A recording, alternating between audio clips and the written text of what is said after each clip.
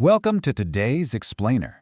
We're doing something a little different this time. We are diving into a deeply intimate memoir, and to really grasp the emotion here, I'm going to walk you through this source material from the author's own perspective, as if I'm telling you my very own life story.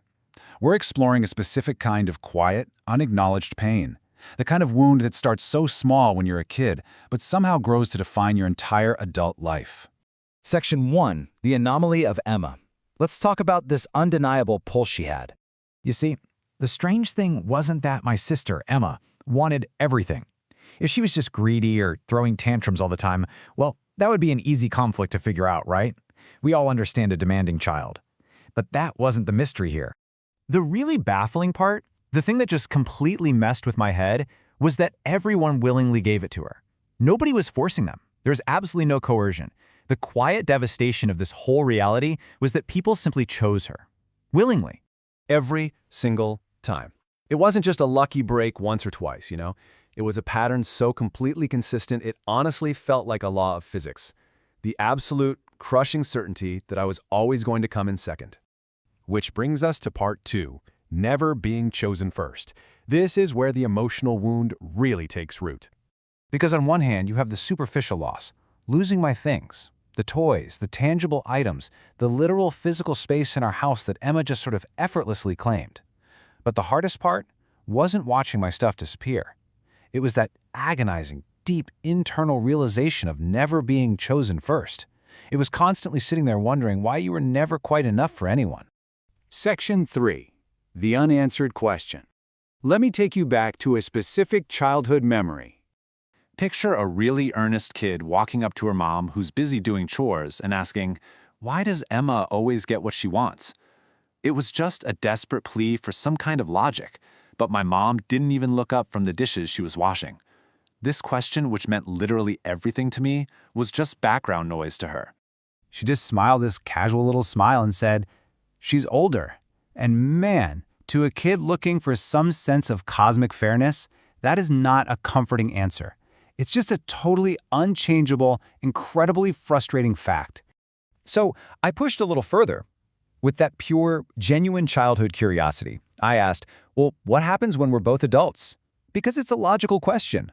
What happens when that age gap doesn't matter anymore, and the playing field is finally supposed to be level? My mom just gave this soft little laugh and told me, "You'll understand when you're older." And the heartbreaking thing is, as a kid, I completely believed her. I really trusted that adulthood would eventually bring clarity. And more importantly, I thought it would finally bring fairness. But the truth is, adulthood didn't bring fairness at all. Growing older wouldn't answer my questions. It would only make them hurt so much more. The rules of our dynamic hadn't changed one bit. The stakes had just escalated. Which leads us to Section 4. The ultimate betrayal. The moment this dynamic truly became devastating. Because the very next thing Emma decided she wanted wasn't a bicycle. It wasn't clothes. It wasn't even a group of friends. The scope of what she could effortlessly take from me had grown immensely by the time we were adults. It was someone I had spent months secretly falling in love with. Months of quiet, cautious hope, just completely and effortlessly swept away by the exact same dynamic that had governed our entire lives. His name was Ryan. And it wasn't just about losing a boy. It was this heartbreaking, absolute final confirmation that even in love, even when it really mattered, I was still never going to be chosen first. But, and this is what we should really take away from this part of the story, after all that heartbreak, there's a shift. A final, lingering question emerges from the text. After a literal lifetime of being totally invisible in my sister's shadow, who finally saw me? Welcome back to The Explainer. Today, we're stepping into an incredibly quiet, deeply personal chapter of this story. Up until now, we've walked through the painful reality of growing up in the shadow of a sibling who just naturally commands every ounce of attention. But here, in part 6, titled "I Finally Found Someone Who Saw Me," the narrative slows down, the energy shifts. This is about a moment of surrender that quietly turns into a profound discovery. Let's trace this emotional journey together and really feel what it's like for someone to finally step into their own light. Section 1. A Promise to Myself. Stepping Out of the Shadow. Right at the beginning of high school, a time when, let's face it, almost everyone is desperately trying to stand out, Our narrator makes a very deliberate, heavy decision. She makes a promise to herself to simply stop competing with her sister Emma. You can really feel the exhaustion in that choice. Emma wanted to be the prettiest girl, she wanted to win every award, and she absolutely thrived on everyone's admiration. It was a life lived entirely on a stage. But our narrator realized she didn't want the stage at all. She just wanted a quiet life that belonged entirely to her. No competition, no comparisons. Just a peaceful, small space to breathe. She processes Emma's relentless need for the spotlight by yielding, by just letting go of the rope in a tug of war she never even wanted to play. If Emma wanted to be the prettiest girl, fine. If she wanted to win every award, fine. If she wanted everyone to admire her, fine. There is such a profound emotional weight and honestly a quiet relief in that kind of surrender. Section 2. Building a quiet life. Finding my own space. And you know what? Retreating into her own world actually worked. Once she stopped trying to be Emma, she finally had the energy to figure out who she was. There's a real gentleness here. It's the feeling of finally putting down roots in soil you actually chose for yourself. She built this quiet life on 3 simple pillars. First, joining the art club, finding her own unique expression. Second, volunteering at the local animal shelter, which gave her a place to care for something completely separate from her family dynamics. And third, making real friends, people who liked her for exactly who she was, just her. Section 3. The sketchbook encounter. Enter Ryan. But a quiet life doesn't mean an invisible one. A boy named Ryan transfers to their school, and he isn't loud or demanding of attention. He's just the kind of person who notices the little things. And then a quiet moment shifts everything. It's just a normal day in the hallway when she drops her sketchbook. Her entirely private world goes flying, with her vulnerable drawings scattering all across the floor. It's a terrifying second of exposure, but Ryan doesn't just stand there. He immediately kneels down to help her gather them up. As he's picking them up, he stops. He actually looks at them, and with this genuine, gentle surprise, he asks, "You drew these?"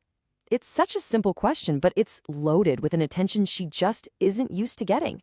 Overwhelmed, she simply nods. Then he looks right at her and says, "They're incredible." This wasn't just a compliment about a drawing. For her, this was a profound, life-altering moment of validation. Nobody had ever stopped to truly appreciate the beautiful things she was quietly creating in her own little corner of the world. Section 4. Finally being seen. Beyond Emma's shadow. The aftermath of that one compliment forces her to confront just how deeply unseen she usually felt. Because when someone truly sees something you've made, they see you. And that brings up an incredibly painful realization. Nobody had looked at her art that way. As she puts it, not even my parents. Just let the tragedy of that sink in for a second. The people who are supposed to notice you the most hadn't. Her parents were so blinded by Emma's bright spotlight that they completely missed the beautiful heart of their other daughter. A transfer student saw in one afternoon what her own family had missed for years. But from that heavy sadness, something beautiful and steady begins to grow. It happens so naturally. First, they just started talking. Then they became friends. A real, solid connection. And finally, it grew into something more. There is a calm, steady hope here. It wasn't flashy or dramatic. It was just real. And it all leads to this incredibly resonant realization. She says, "For the first time in my life, someone saw me before seeing Emma." Ryan didn't see Emma's quiet sister. He saw an incredible artist. He saw her. And for someone who had just surrendered to a life on the sidelines, being chosen first, being seen first, well, it changed absolutely everything. She finally has her own quiet life, her own art, and her own person. But that safety, it might be incredibly fragile. This chapter leaves us with a heavy, ominous hook. I thought I finally had something of my own. That phrase, "I thought," changes the entire mood in an instant. It implies a loss or some kind of betrayal is on the horizon. Does the spotlight find its way into her quiet corner? Does Emma notice Ryan? We will find out exactly what goes wrong in the next explainer. Until then, thank you so much for listening. Let's dive right into part 7 of our explainer. We're calling this one, "I Thought I Finally Had Something of My Own." We're really getting into the deeply intimate part of this story now. It's all about that quiet, incredibly fragile hope you feel when you truly believe, man, things are finally falling into place for me. Just listen to this thought. Life was finally giving me something that belonged only to me. I mean, let that sink in for a second. Have you ever actually felt that way? That sudden, quiet realization after years of just feeling totally sidelined that maybe it's finally your turn. That is exactly the emotional baseline our narrator was at when this particular day started. It's a super vulnerable place to be. So the day started out so simply. Just a Saturday afternoon with Ryan at a little community art festival. And honestly, the beautiful thing about this detail is that it wasn't some grand, cinematic, over-the-top gesture. It was just nice. It was normal. And when you're someone who constantly feels overshadowed, a slice of normal is exactly what you're craving. There were zero heavy expectations here, just the two of them walking around, taking it all in. The whole afternoon just naturally, comfortably melted away. And the pacing here is absolutely crucial for understanding what happens later. At 1 o'clock, they were wandering through the stalls, spending hours just looking at paintings. By 2:30, the air got a little chilly, so they grabbed some hot chocolate. And by 4, they're standing side by side, cracking up at some truly terrible street performers. It was just easy. With every single hour that passed, you can feel her relaxing a little bit more, finally letting that guard down. But then, the environment shifts. As the sun started to set, he reached for her hand. It wasn't planned. It wasn't dramatic. It just felt right. It was literally the most natural progression in the world, just this quiet, beautiful moment of absolute validation. Even though everything looked so perfectly calm on the outside, inside, she admits, my heart was racing. From that one tiny gesture of holding hands, there was this massive internal shift.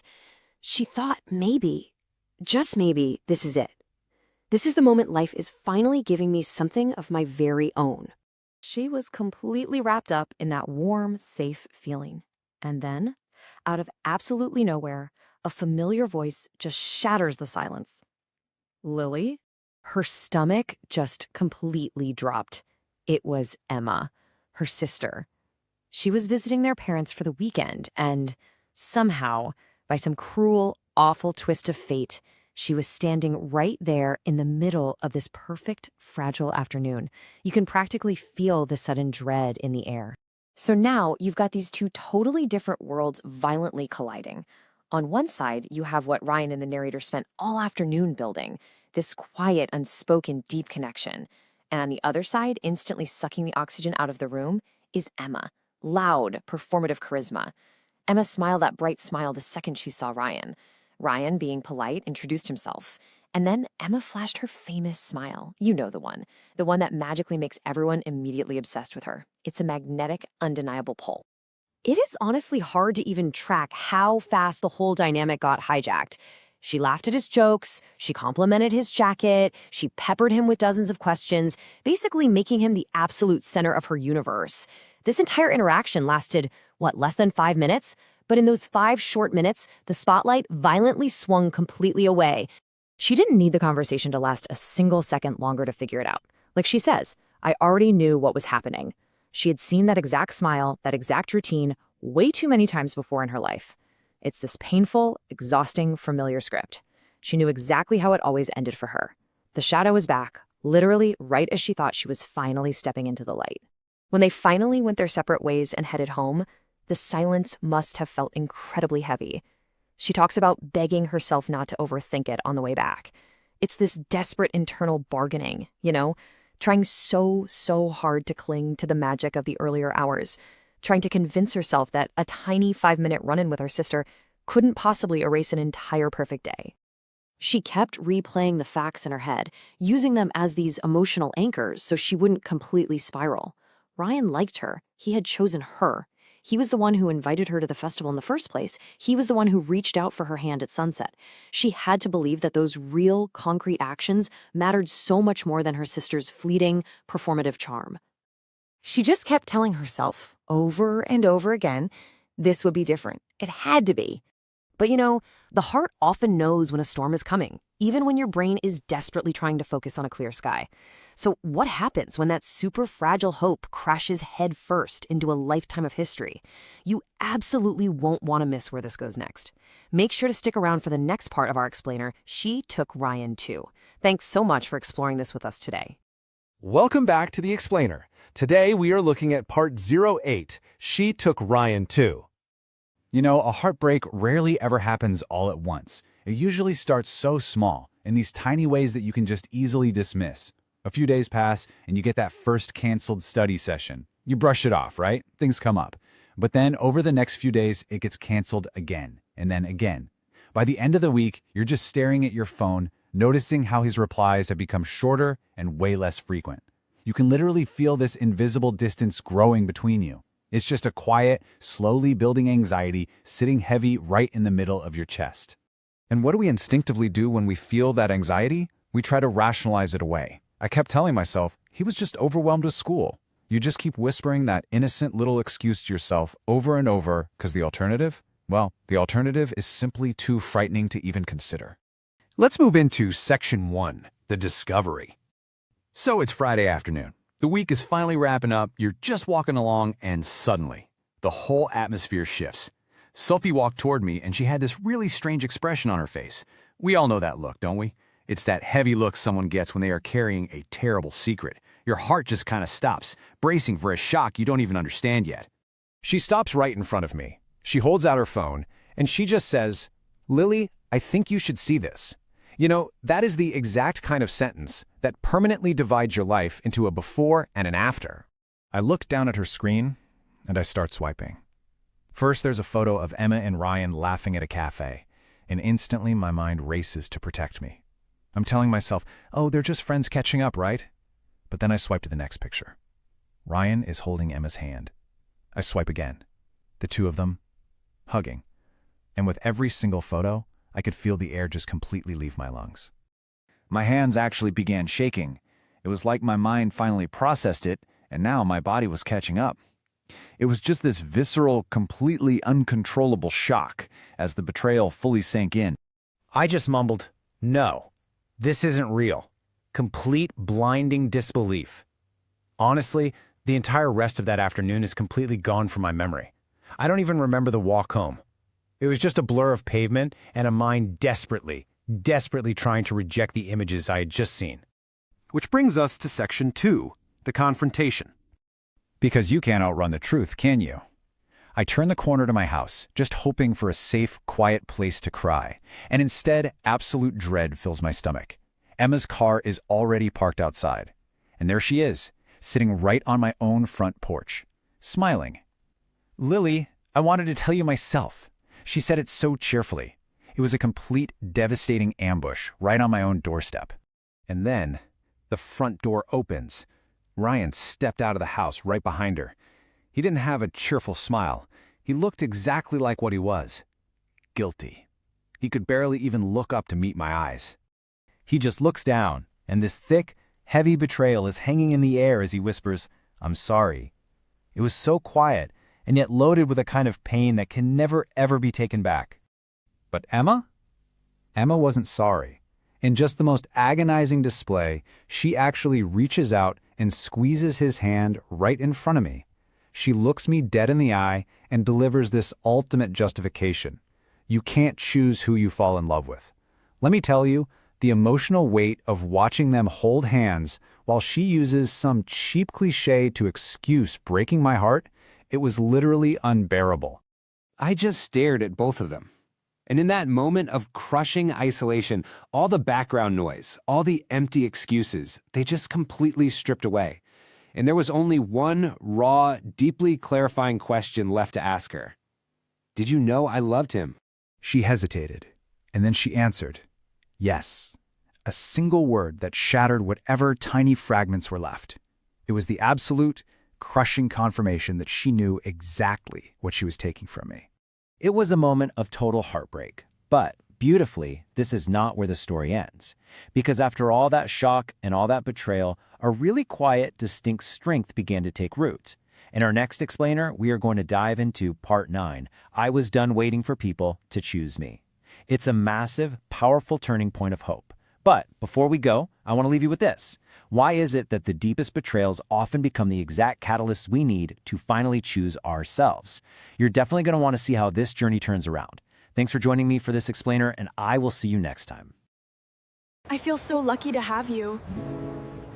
We'll get through this. You lied to me. I can explain. Please, just listen.